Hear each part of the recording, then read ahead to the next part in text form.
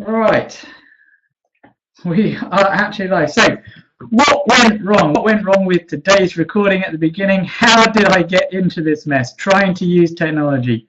Hello, I am Chris Pickard. I am Director of Body Imbalance, and tonight I hope to get through this entire webinar, unlike last week, about what's causing the problem. What's causing your problem? How did you get into this mess? And are your symptoms the disease itself? So once again, hi, I'm Chris Pickard, Director of Body Imbalance. I like a quick results disclaimer. I'm probably not going to be showing many case studies on this webinar, so I probably don't have to say this, but everyone gets different results depending on what they put in and what's wrong and what their healing mechanisms are like. Today I don't think I need to really go through that because I'm not going to be going through many case studies. I would like to say that the first part of the webinar is going to be very briefly similar to the last few, but then we're going to be diving deep into everything that leads up to when poor health starts for most people, and then what we need to do to fix it, or at least some of the things you can do to fix it. So, who is this for? This is for people in pain, people with arthritis, people who are feeling older than they want to, people who want more energy, better memory, burn that stubborn Christmas and New Year belly fat, people who are sick and tired of feeling sick and tired, people who just want more life. Now, I was wanting to show a little video at this stage, but because of the way that technology has presented itself to me today, I am now unable to actually show this video. So unless I can, I'm scared to click this button here. I'm going to click it and ooh, here we go. Are you ready? Are you ready for something new? We're going to show a YouTube video.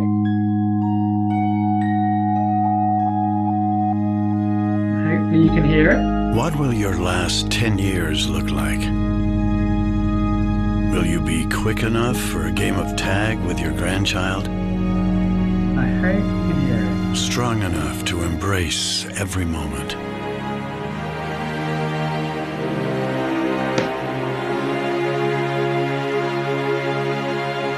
Will you grow old with vitality? Or get old with disease?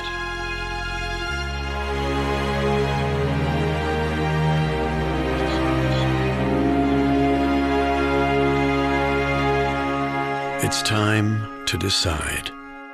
The average Canadian will spend their last 10 years in sickness. Change your future at makehealthlast.ca.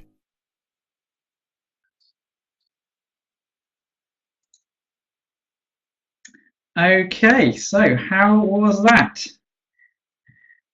Let's get back to the presentation. And does it remember where we were?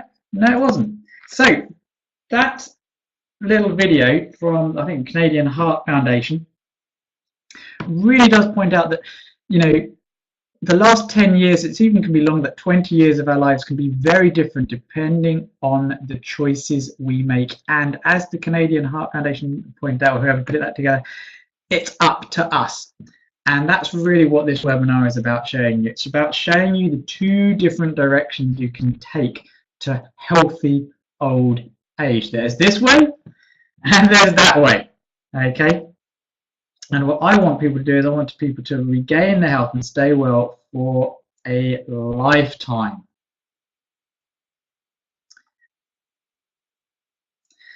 Now, my mission, okay, is to relieve human suffering, very generally. And my plan to do this is by, well, improving and inspiring people's health so much that they save the NHS at least £50,000 by not getting the diseases that usually cost the NHS the most money.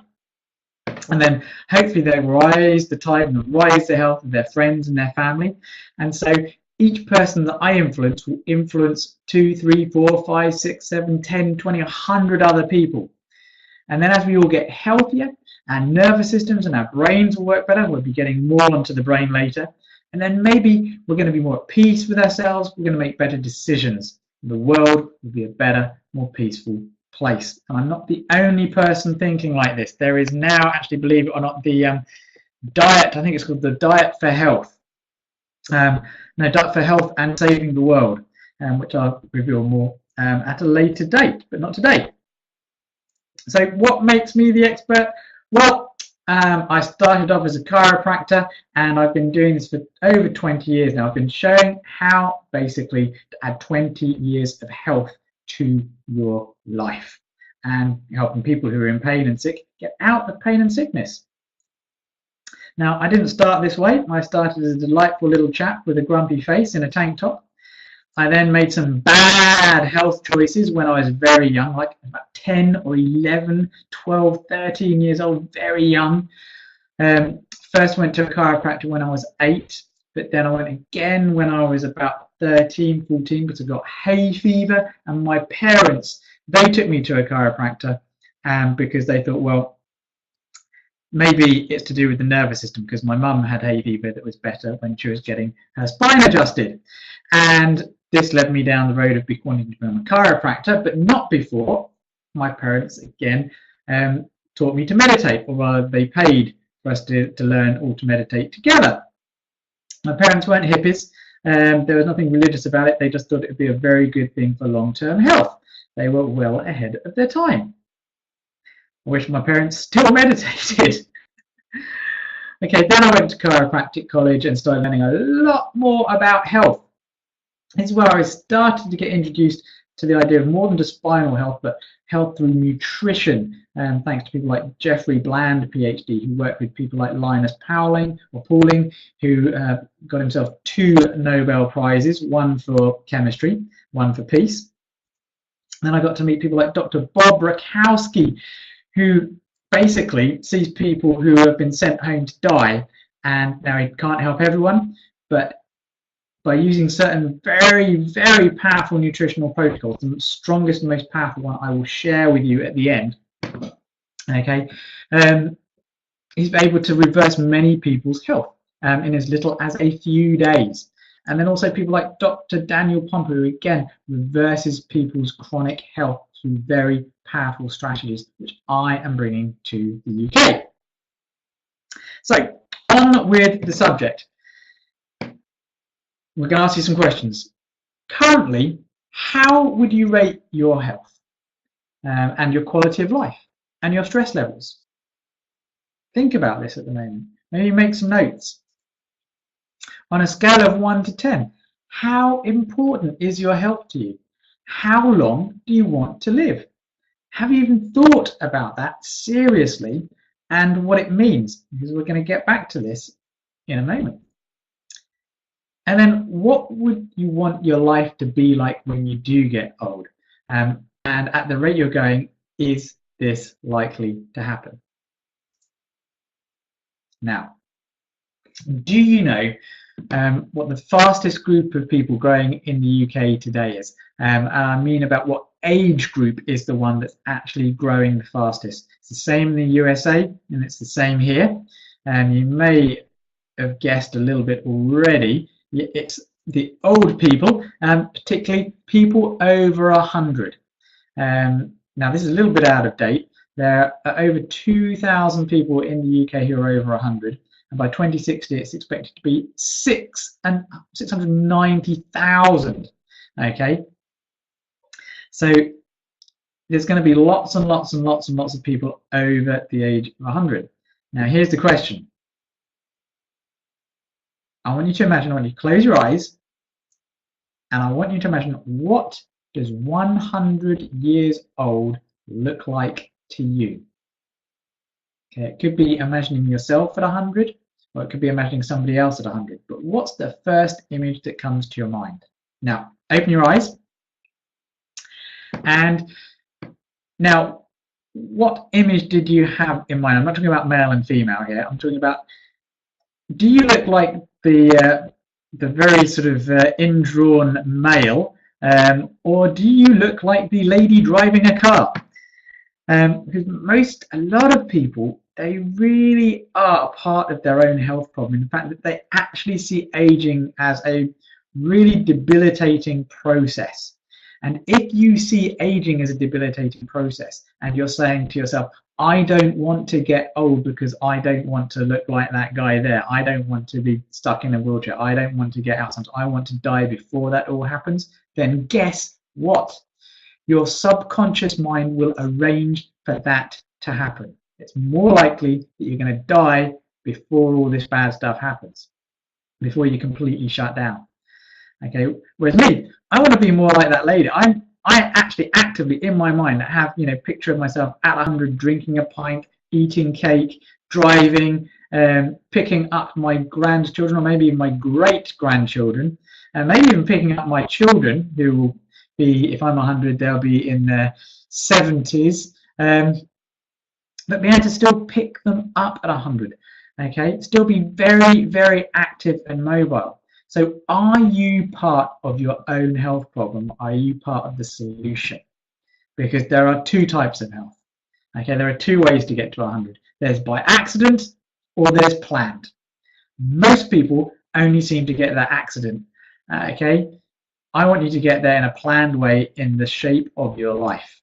So, having thought about that, would you like to live to 100? As long as you can do all the things you want to do, as long as you have a reasonably good quality of life or an amazing quality of life? Because if you do, you need to realize these things. The body you currently have is the one you've earned by the way you move, by the way you eat, and by the way you think. And also how and what you breathe. This is really important, massively important. I come back to this time after time after time. The quality of the air of your environment has a massive difference. It has a massive effect on your longevity and your health. And you have to do things to clean up the air. You have to do things to clean up the effects in your body as well. Okay? And you cannot rely on the NHS at the moment to help you live a long life. Let me explain. The NHS is not working. It is broken in many ways. 1 in 300 NHS patients is killed because of avoidable blunders by staff or hospital-acquired infections. Now, I'm not getting down on the NHS at all. When it comes to acute care, they're doing the absolute best. They're marvelous. That, acute care medicine, West medicine, is the best acute care stuff that there is. I'll get onto what I'm really getting on in a moment. Okay, now if 1 in 300 passengers died on a plane flight, the airline would be grounded. But there's a lot of money in medicine. Okay, 1 in 10 NHS patients is harmed while in hospital, and 1 in 10 of those harmed actually dies as a result. As many 90,000 deaths nationally, in similar number of cases suffer permanent disability. Okay, so why is there this healthcare crisis? It's because the NHS medicine, because it was so successful at critical care, it's tried to apply what's called sick care to healthy people. And when you apply sick care to healthy people, you get sick, dying, and dead people, very basically. And if you've seen my other webinars, and you may have seen the video, you may have already looked up why honest doctors can't practice honest medicine. It's not me saying all of these things. It's the science, it's the statistics, it's many doctors. They all recognise in the UK that medicine is broken, so it can't save you. Yes, it can save you from sudden death, but what it can't do is it can't really make you live a healthier, longer life. Okay, now sick medicine is great for getting you out of a terminal situation, okay, but the intent of disease care is to detect symptoms and disease and infirmity. So the best that you can hope for is that you get back to what you were like before you were sick, okay, but you can't expect to get optimally healthy. Like antibiotics can't make you run faster, blood pressure pills can't make you run faster, lift longer, they can't make you fitter and healthier. You may be asking, well, isn't all of our health genetic? To which the answer is a great big fat no. It's much more complex because our genes are altered by the way we think eat, move, our environment alters our genes. Our genetic expression is a function of everything we do and believe. And there's a great book by this guy, Dr. Bruce Lipton, and it's all about something called epigenetics. Okay, and that's the fact that genes actually have on and off switches. And it's not about the genes, it's about, are you switching them on and off properly? Because that's what your lifestyle does. And the environmental clues, they can switch on and off genes, and it's up to you to finding out what you need to do to get these things working for you. So let's get back to some basics. How did I get into this mess? Or how did you get into this mess? Well, we're going to start first of all with physically. Physically, our first physical trauma is basically being born.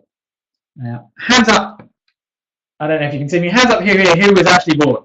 Not yesterday, but we've all been born if we're watching this. So we've all been through this trauma of going from somewhere we were warm, we were upside down, and we thought that was the right way up, and we didn't have to breathe. And then all of a sudden, we're either pushed through a birth canal or cesarean sections, we're pulled out, we're yanked out of this warm environment, and all of a sudden, we're up a different way, okay, which might not be a big issue by itself, but all of a sudden, we're cold, okay?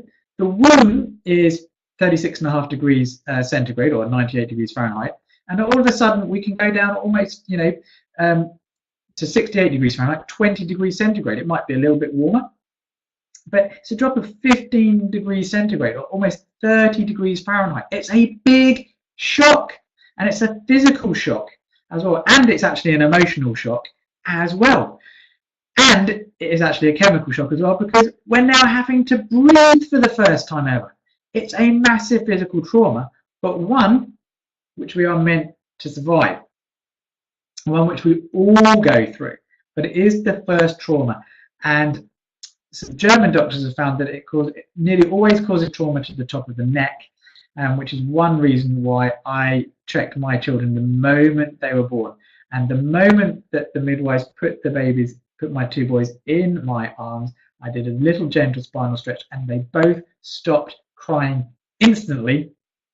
And both times the midwives are like, how did you do that? Father's not meant to know how to do this sort of thing, especially for the first child, with my first son, Nicholas.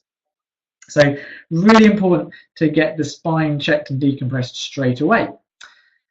Then what happens? Well, after we're born, lots of nappy changing. And as you can see here, this is a good example of what happens if the neck is sort of crunched in this area here. And this will crunch the heart and the lungs, can start causing problems with the neck. This is just changing a nappy normally. So you've got to be a little bit more careful. Try and flex the spine from just here when changing nappies. But again, lots of traumas happen when we're growing up.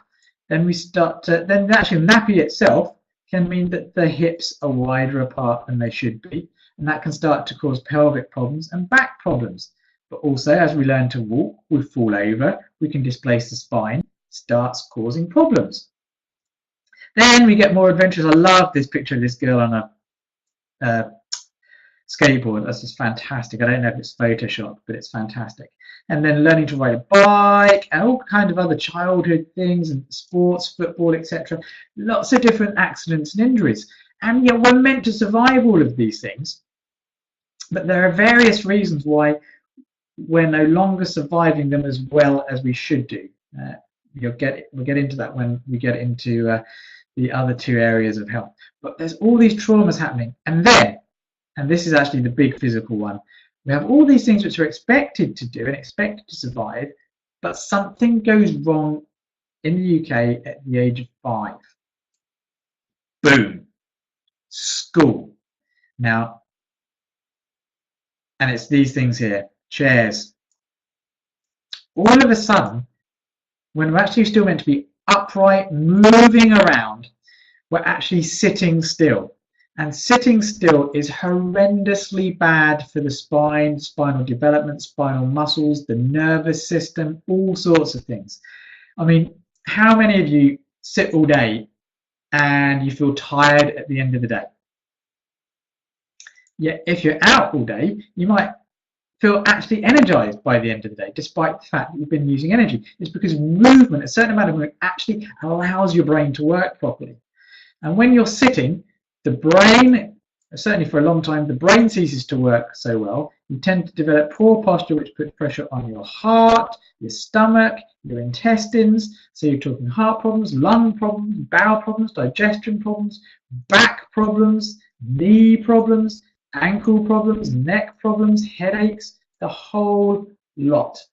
And this is what happens at the age of 5. So I have lots of trauma from just normal trauma, but then instead of actually carrying on living and then moving lots for many, many years, we're sitting still at the age of 5. And this stops us from properly healing from all of our childhood injuries and trauma and allows things to actually build up. And that's not the only insult that we have when we're young. We also get taught to write too early. It's now being recognized that most people's nervous systems are not actually fully functional enough for us to use our hands in order for us to actually write until we're 7 years old, which is why on average it takes someone in the UK about 2 years to learn to write legibly. Whereas I think it's in Finland, they don't bother starting teaching you to write till you're 7, and it only takes them 2 months to write legibly. Now, starting to write earlier doesn't give us any advantage over the Finnish children. In fact, it possibly damages the nervous system and its ability to learn fine control. So we're sitting and we're writing too early, and this damages the spine and the nervous system and our organs. This is why I'm so happy my parents actually took me. My parents took me to see a chiropractor when I was just 8 years old. I just wish they'd actually taken me at birth.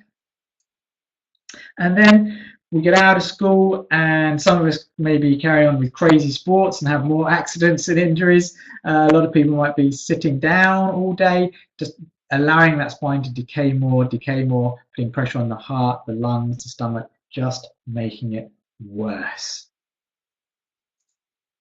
So that's physical dimension. Okay, and you can either put it through positive stress, through regular exercise and stretching, and proper digestion, or there's negative stress, so sleep deprivation, sports injuries, and sitting. Don't know why high blood pressure's there. It's basically physical stress. I didn't make that slide. So chronic physical insufficiencies and traumas, they can be the cause of growing pains. I mean, growing pains is basically your doctor just not knowing what's going on, so it's growing pains. Because medical doctors, the reason medical doctors do that is because they're not trained to know about these aches and pains. Poor posture, back pain, neck pain, repetitive strains, arthritis, headaches, all of these physical things can actually, they seem like they come from nowhere, but they don't. They come from all this previous stuff that's happened. There are other traumas, there's dental trauma as well. There's lots of things that happen as we're growing up, and we don't heal from them.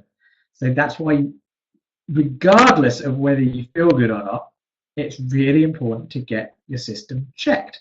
All of your joints, all of your muscles, even if you're feeling fine. Then we have emotional trauma. And again, as I suggested, it starts at birth, that shock of coming into the world. But in this day and age, there are many more. And these are called ACEs, Adverse Childhood Experiences. It's reckoned that at least 67% of the population have at least one adverse childhood experience, which I'll go through some in a minute. And the more adverse childhood experiences, these are emotional traumas of different kinds, the more likely it is to cause not just mental health problems, but physical health problems. You're more likely to create poor health choices, which lead to basically poorer health, earlier disability, and earlier death. So some of these are things like a household member in prison. This is American. Sexual abuse, drug use problem in the house, not necessarily by the child, but by a parent, obviously. If you witness domestic violence, if you actually suffer physical abuse or mental illness in the family, children who grow up with separated or divorced parents, children who grow up with parents with a drinking problem, or suffer a lot of verbal abuse. These things, these ACEs, It's actually known that they actually cause a shutdown of some of the brain's energy in some of their cells. Spoken about mitochondria and energy before, but actually adverse traumatic stressful events shut down the capability of your brain to produce the energy it needs to work properly. So here's a clearer example of the hierarchy. You have adverse childhood experiences. This can cause social, emotional, and cognitive impairment, adoption of health risk behaviors, earlier disease, disability, and social problems, and early death. And then, of course, as we grow up, then, of course, all of these things can happen. We can start doing things like drinking, getting into abusive relationships, having the stress of work. All of these different things affect us, and as the emotions build up, they actually start having more and more effects on our nervous system. They can make us more depressed, which changes our posture, which puts more physical strain on our body, and we get physical problems from emotional ones. So psychological problems, good things to do: take steps towards the goals you want to achieve, learn how to solve problems as opposed to run away from them, and choosing to do things that are actually good for you. And then you have all the financial worries that some people worry about, like financial stuff, argumentative all the time, impossible career deadlines. I mean, there's an endless list of emotional things you could stress out about if you so chose. So chronic emotional events lead to stress and everything that stress is related to, which is lower immunity, fatigue, headaches, back pain, neck pain, bowel problems, behavior issues. The list of things that stress adds to, I mean, even increases cancer, heart disease, diabetes, adds to everything. So it's important to get it under control. And then we have chemical stresses. And chemical stresses come in many, many forms, even in the form of birthday cake. The foods that we are eating, the foods that we're given treats as a child, sweets, those are not good for us as adults. They're not good for us as children. Yet we give them to our children as treats. And so we think of them as things that are treats that are good for us. They're going to heal us when we're in pain, that heal us when we're upset, that leads to emotional eating later on in life. So therefore obesity and inability to curb our cravings, because we've got this subconscious thing that, you know, everything's better when we have something sweet like cake. But there's all kinds of chemicals in there that disrupt the body's ability to heal. So when we're young and we've been given these foods that disrupt our ability to heal, what happens is when we have an injury, we can't heal properly. So we retain an injury in childhood, even more likely to never get better. But that's just one insult, is the food. There's also, unfortunately, there is actually a massive downside to vaccinations as well.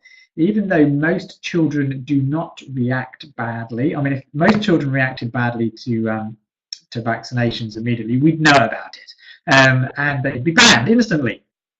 But the truth of the matter is, most children, there's no instant downside to it whatsoever. But there does seem to be ever more evidence that these things are not as good as we hope them to be.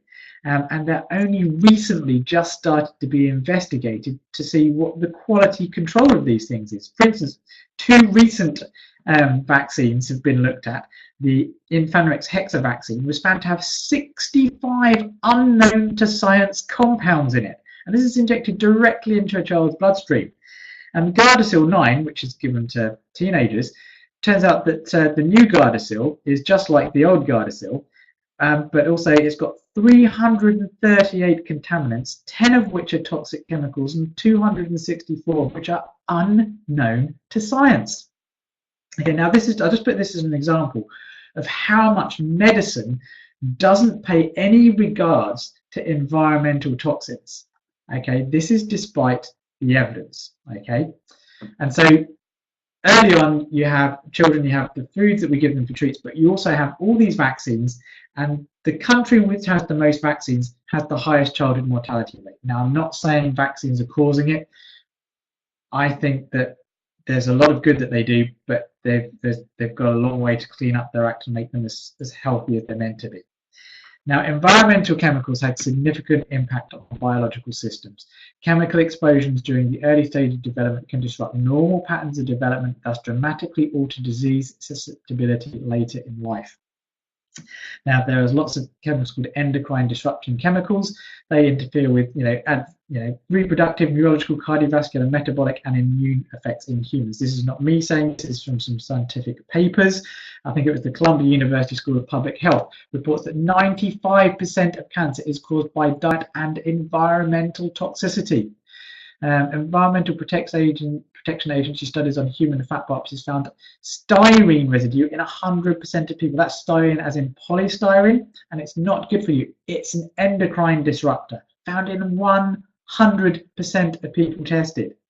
According to the EPA, our bodies accumulate 210 micrograms of plasticizers every day. Studies show that most have between 400 and 800 chemical residues stored in the fat cells of their body. And air pollution, which I've already hinted at, contributes to 20,000 to 240,000. They don't know deaths per year in the UK. And it's now basically, it's not a question of if we are toxic or if you're toxic, it's a question of how toxic are you and how long do you want to wait before you start cleaning your act up. So what sort of things can toxins cause? Well, if you get enough of the right one, you get the toxicity symptoms of that thing. But the fact of the matter is we're exposed to so many and they're interacting, and so they can start causing just general fatigue, sleep disturbances, gastrointestinal problems, headaches, allergies, confusion, anxiety, a lot of problems that are thought to be maybe mental or emotional, or you've just got IBS, or you're just a bit tired and you're just given steroids or painkillers or something to relieve your gut. It's actually a toxicity problem. And when you actually get rid of the toxins, you feel amazing. Even I went through a 7-day reboot detox, which I'll tell you about later. And at the end of that, I could do more press-ups in a minute. I could run faster. I had more energy. And there was nothing wrong with me beforehand. I just assumed I was toxic because I knew all the information I must be toxic. And so I did something about it and I worked better afterwards. This is the same protocol that Dr. Wachowski puts his American Olympic athletes through to make them run faster and lift heavier. So that's toxins, and I haven't even mentioned nutritional deficiencies. Most modern diets, okay, and the food that we use are actually deficient in optimal nutrients. We are actually less nourished than the Victorians. The big difference is we just have better drains and soap. Our food, in many cases, is actually much poorer. It might be cleaner, but the nutritional content of it is poorer. Chronic stress depletes nutrients as well. And I've already hinted that we're under constant stress all the time. And most medication that we're given to help us combat things in nature life also depletes nutrients in some way. And yes, Calpol and paracetamol, the first study on whether or not Calpol was safe for children was only carried out a few years ago, and they found that even at one dose, it could cause problems for the rest of your life. Okay, but certainly one dose a month is too much for most children. It causes problems, increases the likelihood of kidney problems, asthmas, and allergies. And that's at just once a month, something that's supposed to be safe for children. It's not.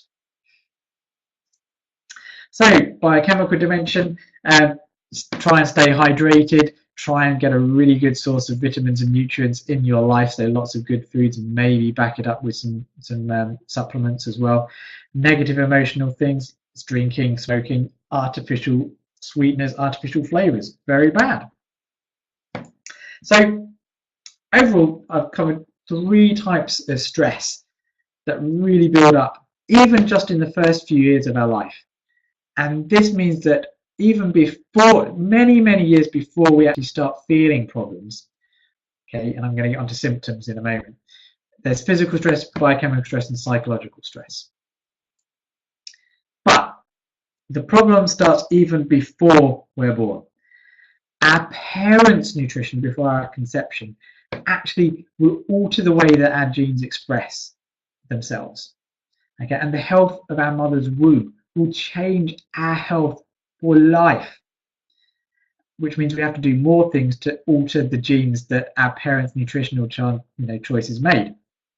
And we now know that this may actually affect us up to 14 generations. This is why it's so important to actually share this information with people early, so they clean up their nutritional act, they clean up their health act, they clean their wombs before they have children, because all of our choices now are going to affect future generations. We have to make a change now because of epigenetics. Biology believes Dr. Bruce Lipton. I suggest everybody really gets to understand all about cells, cell membranes, and epigenetics. It's very, very, very important. So overall, I don't actually say there's three. There's not physical, chemical, emotional. I say there's laziness, there's malnutrition, there's toxicity, and there's stress. The core 4 horsemen of your health apocalypse. So after going through all of that, how long do you think you're going to live? How long do you want to live? How important is your quality of life as you age? Because if you're not prepared to put in some effort, you're going to go the same way as 90% of the population, which is not a good way. So this is why I really work on the core 4. Get people moving, especially their spine, get people well nourished, get people detoxifying, and work on buffering stress, especially because of this baby here, the brain.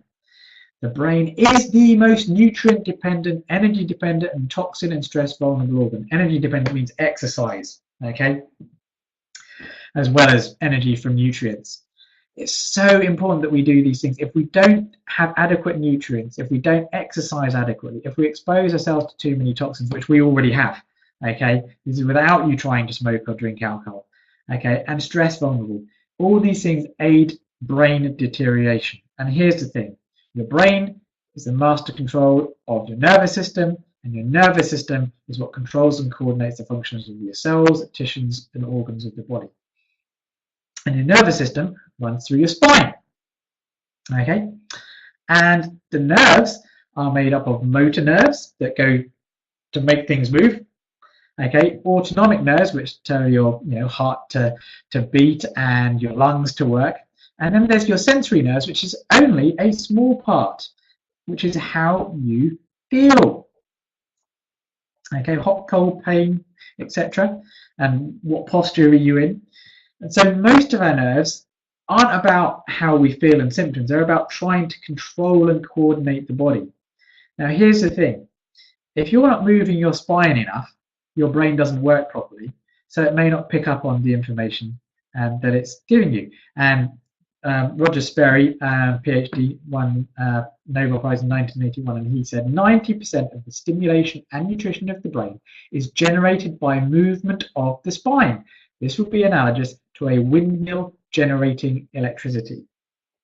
So this is why it's so important to look after your spine, whether you have pain or not.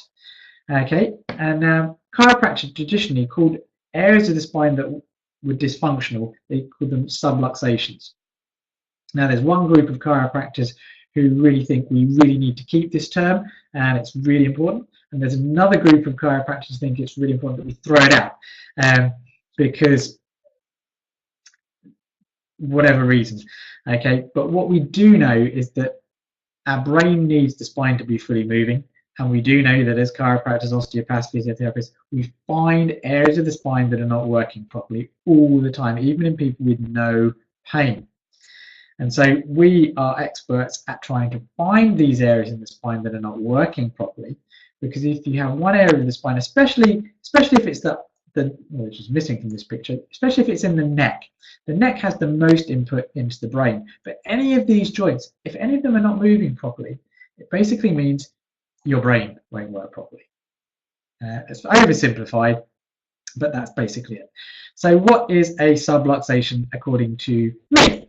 Okay, so a subluxation according to me is an area in the spine that's no longer moving through its proper range of motion. So it's misaligned, it's stiff. Okay, that's the basic term, it's stiff. It may also be interfering with the way the nerve, well, it will be, if it's stiff, it will be interfering with the proper working of the nerves, but it may be really irritating either the spinal cord or the nerve roots or the meninges, which is the covering of the brain and the spinal cord. Okay, and there may be just an alteration, therefore, in the way that the brain can actually work. And there are basically two types of subluxation or spinal problem, okay? Those that are easy to correct and those that aren't. And they just keep on coming back. There's all sorts of reasons why they keep on coming back. Very often because of the stress that you're putting yourself under. Emotional stress can cause them. Chemical stress can cause problems in your spine, because as you get chemical stresses stressing out your nerves can cause tense muscles, can cause the spine to stiffen up again. And so symptoms on just how you feel, like just if you haven't got back pain, it doesn't mean to say you haven't got a spinal problem. If you haven't got a headache, it doesn't mean to say you haven't got a neck problem. If you haven't got muscle pain, it doesn't mean to say you're not about to get muscle problems. And if you don't have diabetes, it doesn't mean to say your blood sugar is already going out of control. In fact, many people don't have symptoms of blood sugar problems until they actually get their blood sugar tested. Most people don't know they've got heart disease until it's so far advanced it causes a heart attack. Symptoms are just the tip of the iceberg when it comes to evaluating your health. If you've watched the first half of this webinar, you'll know that there's so much trauma and bad stuff that's already happened to you. You're a mess. You're basically, if you were an aeroplane, you would be grounded, regardless of whether or not an engine has fallen off and you crashed and burnt. Okay? Because this is what the NHS is. The NHS is basically somewhere you go once you've crashed. I want to stop you crashing. In fact, you should want to stop yourself crashing as well. So if you knew that you were going to live to 100, which is getting more and more likely, would you have done anything differently, or would you start doing things differently? And the answer is probably yes. You would start combating your laziness, combating your malnutrition, and finding out what your malnutrition. You'd start combating the toxicity inside of you, especially if there's cancer in your family. And stop saying it's bad luck. It's not. It's about toxins and stress and nutrition and stress as well. And just realize that medicine cannot save you from how you choose to eat, think, and move. Whether it's subconsciously or not, it's still your choice. You need to invest time in your health and money as well. So, what is my way? My way is the Magnificent 7 way. It's not just about the core 4. It's about thinking right, talking right, eating right, drinking right, moving right, sleeping right, and pooping right, which is all about detoxification. So let me ask you a quick question. There are 2 types of health. Now, do you want your health to be on accident, or would you like it to be planned? If you like it to be planned, you have to learn how to actually install the Magnificent 7 in your life. You have to learn about thinking right. You have to learn about communication, both inside and outside. Internal communication, we're talking about the biology, belief, cellular communication, cell membranes, everything you need for your internal systems to work, like hormones like insulin, hormones like thyroid hormones, testosterone, estrogen, progesterone. That's what I'm talking about when I'm talking about talk right. I'm talking about hormones as well as verbal communication. Eating right, drinking right, moving right, getting you moving more. Sleep is a massive, massive problem as well. So I'm actually going to do some particular workshops on sleep, I think, and pooping right and detoxification. Now, when you start really learning about the Magnificent 7, you'll know that they all work together. It's not just about focusing on one, it's about getting them all working, because we're dynamic human beings. We have thoughts, we have feelings, we move, we're social beings as well. So it's not even about just working on yourself, it's working with other people. It's about rising and raising the health of everyone around you. So what's one big thing that you can do to actually dramatically change your health? Well, if you're near us, it's coming and seeing us and getting your spine moving. But if you're not, then you should go and find someone, okay, to get your spine and your nervous system really working. But there is something else that I really recommend you do, okay? And the one big thing that's going to make everything in your life so much easier, you should realize from what I've already spoken to you about, is Dr. Bob Bukowski's 7-day reboot, his 7-day detox, which is about eating 1 week of basically just vegetables and having what are called functional foods, which are nutritional shakes with the right things in to actually get your system detoxifying, and other synergistic nutrients to really aid yourself, get more energy and work properly. It's a really intense process. I've got some less intense ones prepared for people who want to sort of start a little bit more easily as well. But that's 7 days. And if there's one thing that shakes up a lot of people's health, it's that 7-day intense experience, as well as looking after your spine. I compare detoxification. An analogy I had many years ago was the Great Lakes analogy, which I also called the Thames analogy. The Thames used to be so polluted there was really hardly anything living inside it apart from bacteria. And it wasn't about putting antibiotics in, it wasn't about putting drugs in, steroids to try and make the fish healthy, it wasn't about putting slimming agents in to make the fish slimmer, it wasn't about putting right food in water, it's about cleaning the toxins out. The same as the Great Lakes. When they started cleaning the toxins and pollutants out of the Great Lakes, the fish started getting healthier and started coming back, and other wildlife started coming back. If you want to make a difference in your life, detox. It is so important. It's poo-pooed by people who don't understand it, but the science is there. We need to clean up not just the outside environment, we need to clean up our internal environment. So, you now have 2 choices. Your first choice is to do what most people do and wait till you get sick. And then most likely, the more you wait, the more likely you're going to be staying sick for the rest of your life. The second option is to do something magnificent and book a 2019 Health Revolution call with me. Call me on 01707 662 704 or reply to one of my emails, or if you know me through Facebook, contact me there. Let's set up a call. I'll ask you some questions. We'll find out if I think that I can help you, if you can be helped. And we'll put a plan of action together if you think it's a good idea, if we're a good fit. If you're nearby, if you're local, and you do have aches and pains, then give us a call, book in, and we can start putting you through a physical exam, and we can start getting your life and your health on track, whether it's back pain, neck pain, or you're just sick and tired of being sick and tired. As ever, remember to invest in your health. The only way to have health is to earn health. Thank you very much for watching, and I will make sure that this gets up and replayed, and so that everyone can learn from this, because this is important. Thank you, be well, and live long.